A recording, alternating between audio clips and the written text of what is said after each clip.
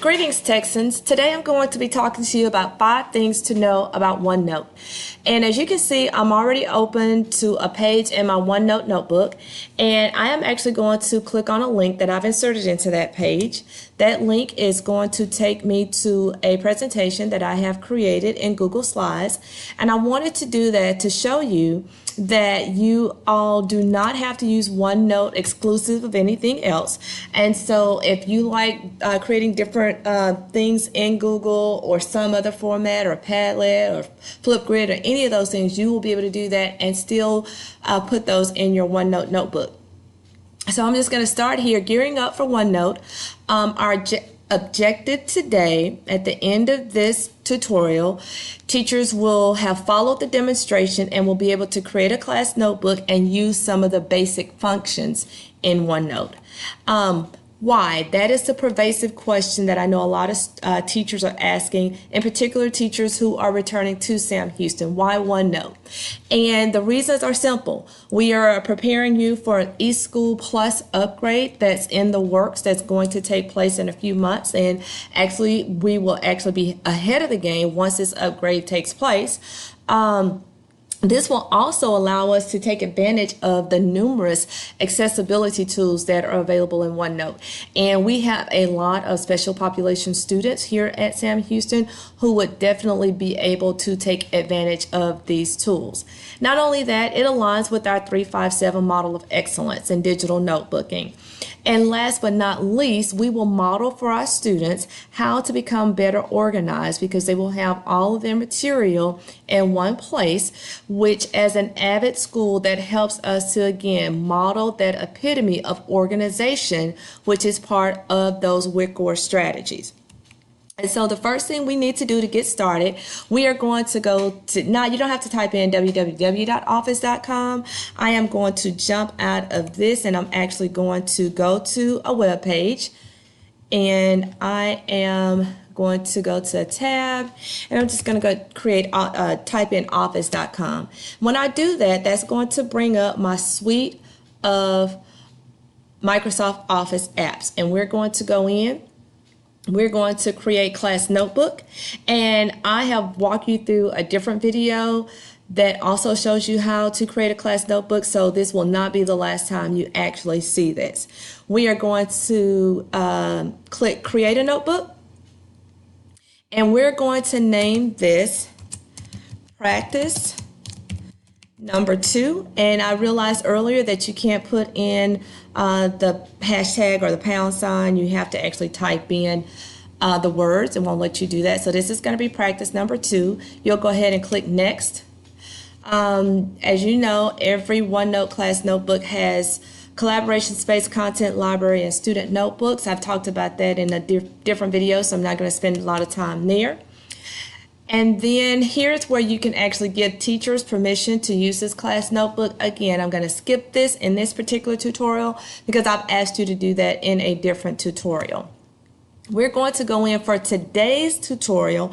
We do want to go ahead and put in some student names. So I'm going to ask that you put in the names of 3 of your colleagues, preferably some of those who are in your content area. And notice we are putting them in as student names because we're creating a practice notebook for us to be able to play with and manipulate, so we need some students in there.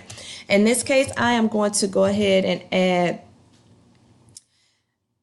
Mr. Dorman for one of my students. I'm going to add Miss Atkinson as one of my students, and I am going to add Miss Hunt as one of my students. So I have 3 students. I'd like for all of you to add 3 students to your notebook. And as you saw, once I started typing their names in, it started to, the full name actually showed up. So once I get those names in, I'm going to hit next. And here, these are the different sections that would appear in our student notebook. For the sake of this particular tutorial, I do not want to have any handouts, so I'm going to uncheck that. But instead, I want to create a section called Bell Ringer.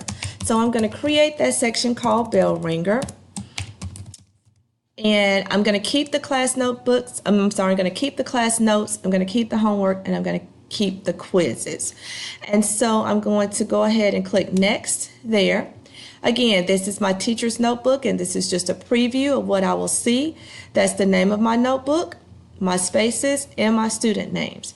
If I click here and go to see the student view, I can see that this is Ms. Hunt's notebook, and she has class notes, homework, quizzes, and bell ringer. So I'm going to go ahead and say create there, and it's now initializing and it's setting up to create that notebook. It's actually preparing to send the emails as well. When you do this for the first time, go ahead and download the class notebook add-in. I've done it on my computer, so I'm not going to do it again here. Instead, I'm going to go ahead and open in OneNote. I do not want to open in OneNote online at this point. I want to go ahead and stay in open in OneNote. And so when this says that it's identified security concerns, do you want to proceed? Yes, we do want to proceed. When your notebook opens, it is going to open to the last page you were on if you were in a notebook, which is why you still saw my previous page. But in the meantime, it's actually loading my practice number 2 notebook. And so what I want to do now that I'm here, my students are here, and I've asked for this to open in OneNote. We have our class, we have our 3 students. So now we are going to go to our content library, and we can do that here, or I could go down here and find my notebook, and I could do the same thing. So we're going to go to the content library. Now remember, we created a section for our students called bell ringers. So as a teacher, when I want to try to push out an assignment or to make an assignment at this point, what I want to do is I want to create a section in my content library that's called bell ringers. I'm going to call that bell ringer. Okay. And the first page in my bell ringer, I'm just going to call it Sam Houston questionnaire. And I can put that over here, or I can just type it here. So I'll type it Sam Houston questionnaire. And as you can see, it actually goes and titles the page over there. So for this, that's what I'm going to call my assignment. So for this assignment, I am going to say that I want my students, number 1, I want them to name 2 things that make Sam Houston an outstanding, it would be nice if I could go back and type this correctly, make Sam Houston outstanding middle school. Okay? My typing is off. All right. So I have that there. I'm going to leave some space. Whenever you start typing on OneNote, it just creates a text box. You can actually move that text box. You can grab it and move it any way you choose. I'm going to leave it there. I'm just going to go ahead and double space. And I'm going to leave room for my students to answer that question. And then I'm going to create a second question.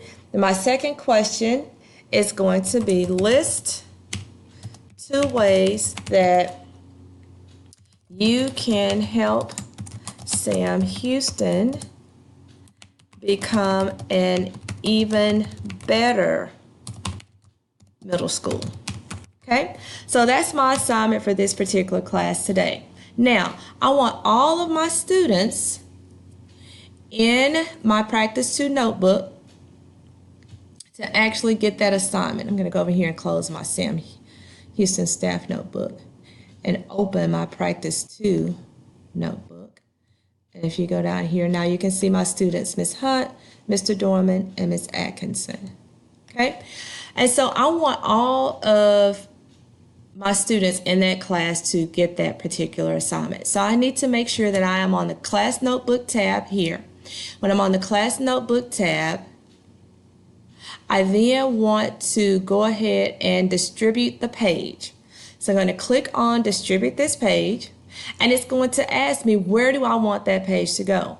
I want every student to have this page in their bell ringer. But before I do that, I'm going to go back and date this. I'm going to date it 8/20/18. And I'm doing that for myself as a teacher because if I'm going to do bell ringers, I could probably date them. They'll list over here in order, but for the sake of this, I just want to show you guys. I'm going to date it so I'll know which way they come up. So now I'm going to go back and I'm going to distribute that page. I'm going to put it in bell ringer and I'll click that. And that was only 3 students. So you saw how quickly that little hourglass came and went away. When you're doing a distribution for a full class of 30, it may take 5 to 10 minutes, usually not 10 because it's gotten a lot better. If everyone is doing it at the same time, it may take a little longer. But as you can see, that took, less than a minute. I'm going to go into Miss Atkinson's, find her name, click on bell ringer. And you can see when I go over here to pages, click on pages, that assignment is there for Ms. Atkinson to go ahead and complete it. Because I have distributed, there are no copies that need to be done or anything like that. It's in the student's page. The student can go in and immediately start typing or working on that particular exercise. Let's say that all my students have completed that exercise and now I want to grade them. I'm going to go up here. I'm going to click Review Student Work. And in this case, I'm going to review the work that's in the bell ringer. And when I do that, any assignment, if I had more than one assignment here, they would all be listed. Right now, I only have the one assignment, the untitled page. So I would click the plus sign. And as you can see, every student who's received that assignment, their name will come up. I can actually click here to lock the pages, so once I start grading, the students can't go in and make any changes. But I can still go in and I can grade on this particular page. I can grade in a number of ways. I can go over to my Draw tab, and I can choose to, on this part I would actually probably do it my iPad because I could have my stylus in. I could actually make comments. And in this case, I'm just going to tell her that she did a good job. And I'm just doing this with the keyboard. But again, you could do that with the stylus because sometimes I get lost with my keyboard. But you can do that with the stylus and it'll be a lot easier. So that is Ms. Hunt's page, and then I can go to the next page, to Mr. Dorman's. I can make comments on his. I can go in, I can do stickers. There are a number of different things that I could do here. If I just wanted to go home and type comments, if I wanted to make comments next to his, and let's just say, you did not answer in complete sentences. I could do that on his page.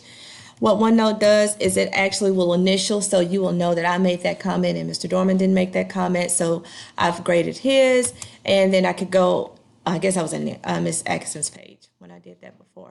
I can go now to Miss Hunt's page and I can grade her assignment. So once I'm done, I can close out of my OneNote. All of those assignments are graded and complete. And if I had students in all of my classes, second, third, fourth period, I could grade all of those at one time. And that's something that I'll show you guys at a later date. So that is how you can go in and create your assignment, distribute it to your students, grade your assignment, close your notebook, and you are done. And everything saves automatically.